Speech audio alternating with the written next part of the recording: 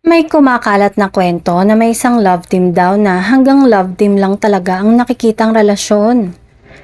May nakakita at nakarinig na hindi daw magkasundo sa ilang mga bagay ang aktor at aktres na ito, especially kapag off-cam.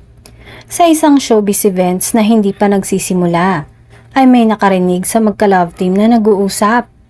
May gustong puntahan ng aktres kaya inaaya niya ang aktor pero tumanggi ito at sinabing wala namang gagawin doon at matagal doon.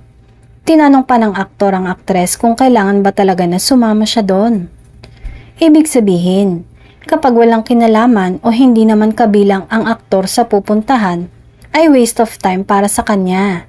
At si aktres ay tila gustong magpasama since magkasama na sila ng araw na yon.